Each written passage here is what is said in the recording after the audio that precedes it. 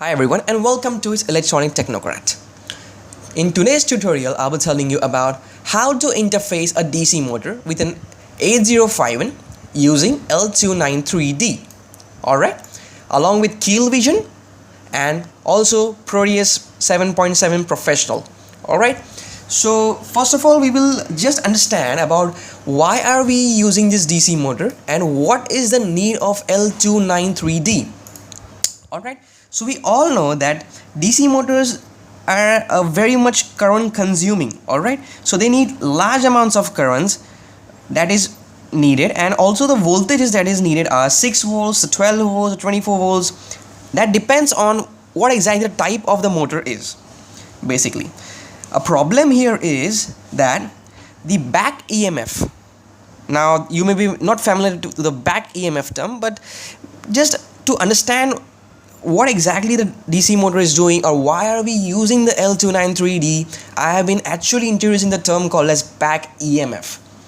Alright, the back EMF here that is produced by the motor basically affects the proper functioning of the microcontrollers as well. So that is a big drawback about why exactly we don't use DC motor, because it sinks, or what we can say, source a huge amount of current basically.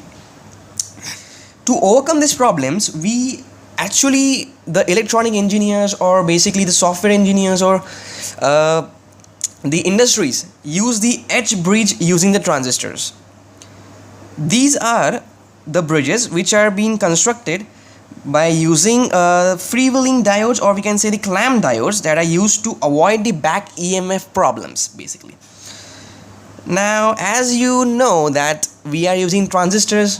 Alright, so logical sense is exactly the bulk. Actually, these transistors are creating a large amount of bulk basically, and this requires large amount of transistors basically. More the number of transistors, more is the weight of the, or we can say, the edge bridges.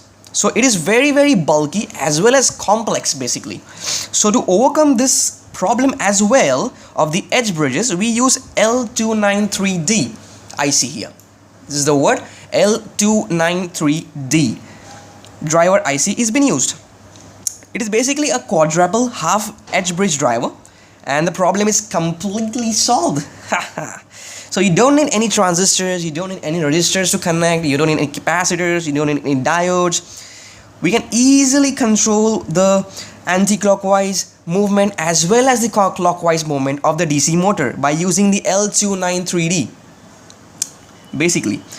So the maximum current that L293D needs is 600 milliamperes, and the voltage ranges is from 4.5 volts to 36 volts. Alright, so we are not going to go into detail what exactly the pin diagram of L293D is, or basically how is it working basically, or its construction or its advantages, disadvantages. We are not going to detail. So our main part is we have to simulate this DC motor with the 8051 using L293D along with Proteus, as well as we are gonna use is Keil Mu Vision 5. Alright, so the short intro about the topic has been done. So now we will be straight away, I won't be explaining you the second point here, the controls and the motor system now, but in the end when we complete the circuit, I'm gonna come to this point as how is it working basically. Alright, so now we will straight away go on to the simulation part. So first of all, open your Keil Vision. So go into the project, a new project basically here. So it's loading. Now we have to save the file. So we are gonna save the file in a folder that I have created in the desktop that is called as 8051 here. You can create your own folder on a desktop basically, as explained in the earlier video as well. So just save the name. I am gonna just save it as DCMOT. So click save here. So we have saved here. So now we have to search AT89C51. That is this. Alright, so I'm gonna straight away search here AT89C51 IC. Sorry, mine will, it's 51. So here we go. This is the description of the IC. Alright, so just press OK here and copy the startup.a51, so this blah blah blah to add a file project.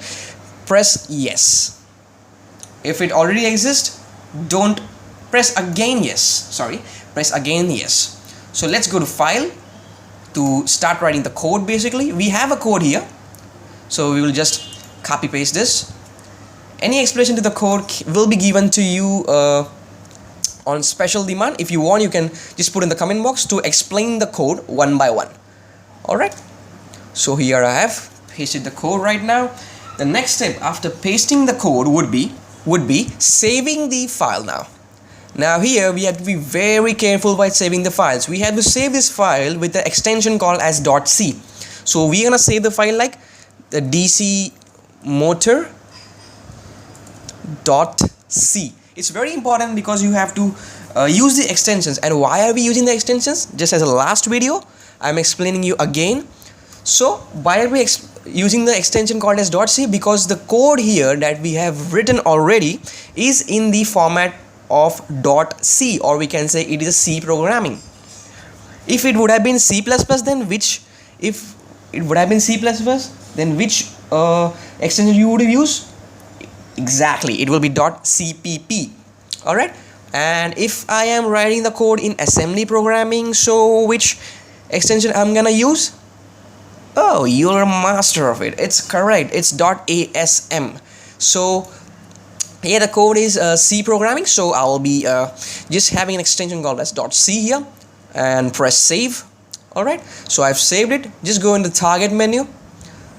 Alright, just click this plus sign here, go on the source group 1, right click on this, go on to the line called as add existing files to the group source group 1. We'll go to this. Now you can see here that our DC motor.c C file is being created just now. Alright, just select it and just click add to guarantee it again, so we won't cause any kind of errors. So just click it once more. It won't cost you any dollars or euros or Indian rupees, so don't worry about it. You can click it as many times as you want, but it is already been added. So let's close it. Alright, so now the next step would be checking the errors and also compiling the code. So as explained in the last video, how are we gonna do this? Perfect. So just go here, that is build the target, just press build. So let's see if there is any error or not. No errors and no warning. So we are 100% correct or precise. Oh, we have hit a bullseye here. So no errors, no warnings. So let's move on now. So after we have done this, basically, we are going to target, right click on this, options, and the crystal frequency as explained earlier, the standard crystal frequency of the microcontroller, or we can say the 8051, is 11.0592 megahertz. Alright, so we can put this here, 11.0592 megahertz, and in the output create a hex file. Alright, and then press OK. So now I'm hoping that our hex file has been created. So let's move on. So I went to the Proteus 7.7 here. I go to the component parts. Let's go to 889C51. Here we go. We have selected this 889C51. Let's place OK, and here we have our IC. We're gonna place it just here to be more comfortable here. Alright, so now we're gonna build this circuit that is a reset circuit, or we can say it as the frequency circuit, or we can say any kind of a name. So frequency circuit is a name. Basically we're gonna build that. So let's see how we're gonna build it. First of all, take two capacitors here. So I'm gonna take two capacitors. Here we go, the capacitors. Alrighty then, we're gonna type the whole capacitor thing here.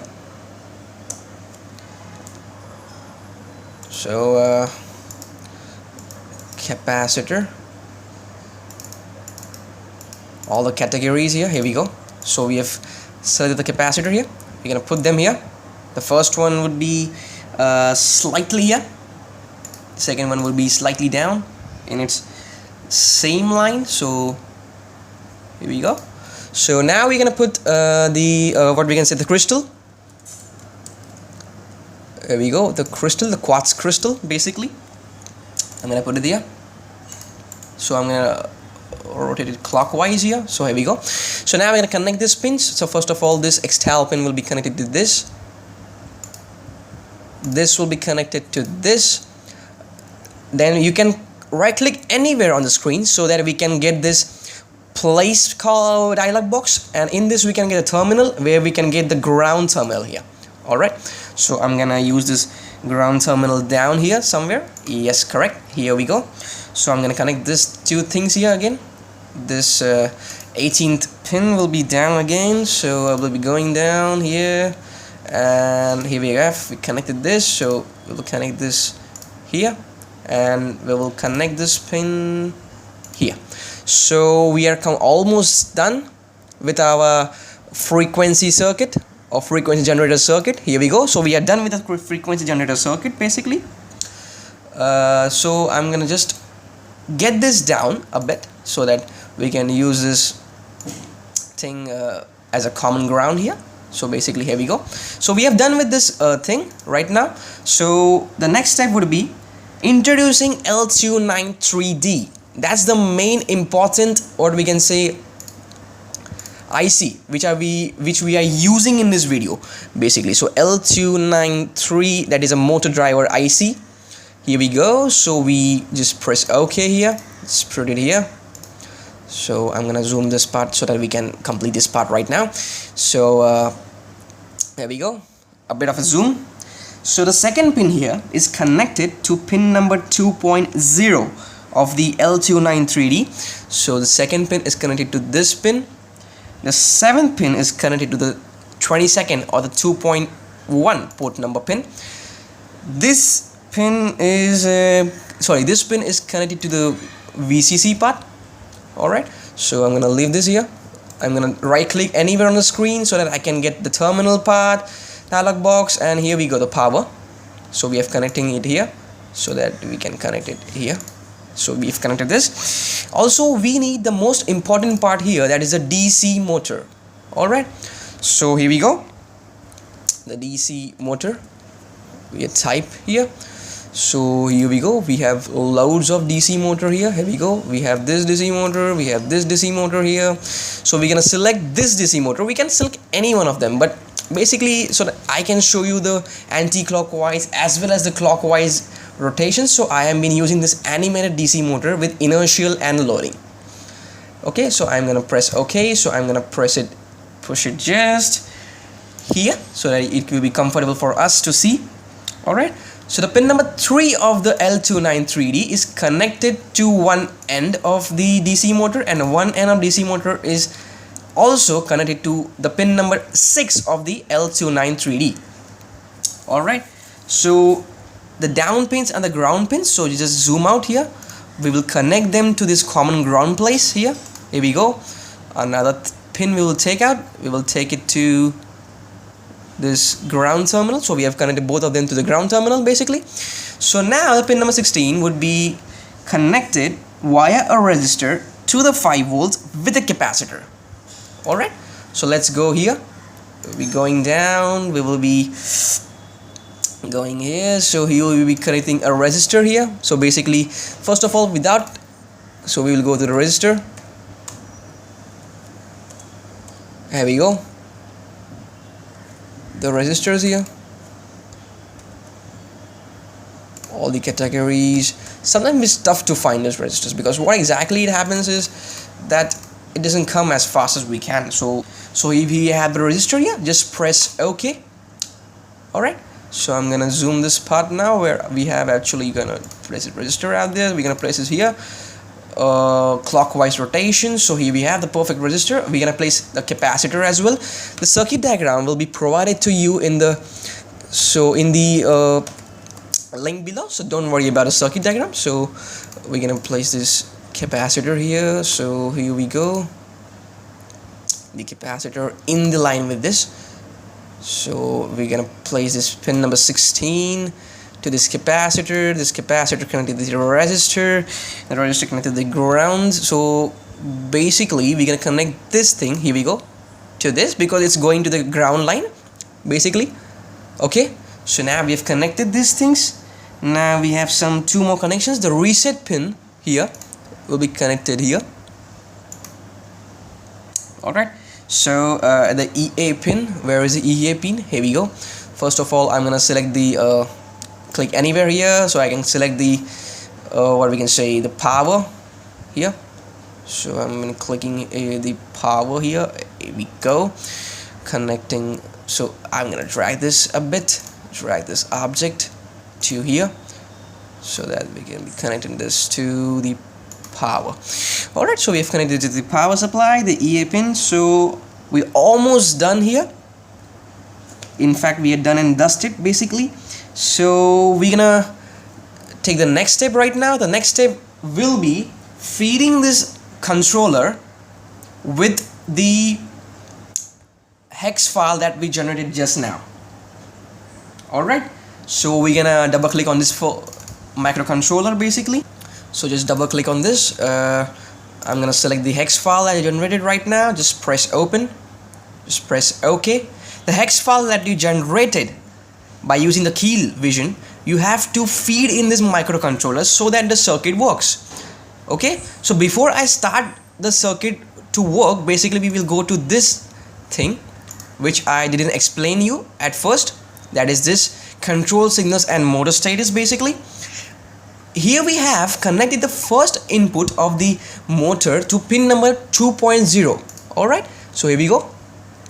The first input is connected of the L293D motor driver to pin 2.0, and the input number second is connected to the pin number 2.1 of the port of the microcontroller. That's exactly how we are written the table here. And the motor status. So when the pin number, or we can say input number 1 is low and the input number 2 is again low, basically the motor stops. Alright, that means when both the inputs are 0 0, the motor stops working. Okay, so when one is low, one input is low and the second input is high, it rotates in the clockwise direction basically, that is this direction, like how the clock moves. Alright, and when its input 1 is high and its input 2 is low, it goes, or it moves in anti-clockwise direction, that is this exact opposite of what is clockwise. Anti means opposite. Alright, and when both are high inputs, it stops again. So basically what is the conclusion here? Either of the inputs are high, it either goes to the clockwise direction, or either of the inputs are high or low, it either goes to the anti-clockwise direction. When both the inputs are low, it stops. When both the inputs are extremely high, it again stops basically.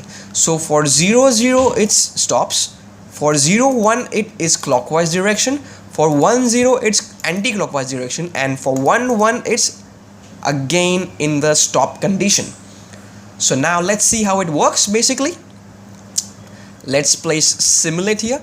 Here we go, our motor is started. That's a good news. So it's going in the clockwise direction right now, as you can see, till 120 degrees basically.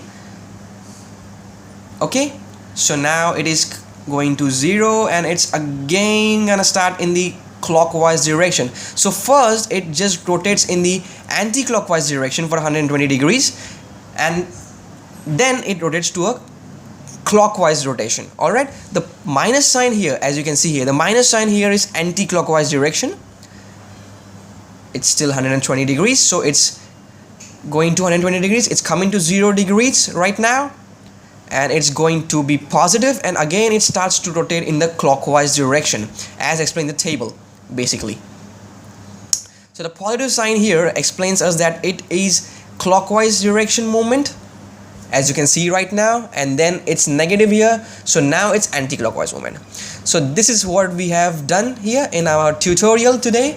So interfacing the DC motor with 8051 using the L293D, we have made the stepper, or sorry, this DC motor to basically, or we can say, rotate in a clockwise direction as well as in the anti-clockwise direction. So that's all for today, folks. I will join you in a near future. So till then, bye bye and take care. Thank you very much.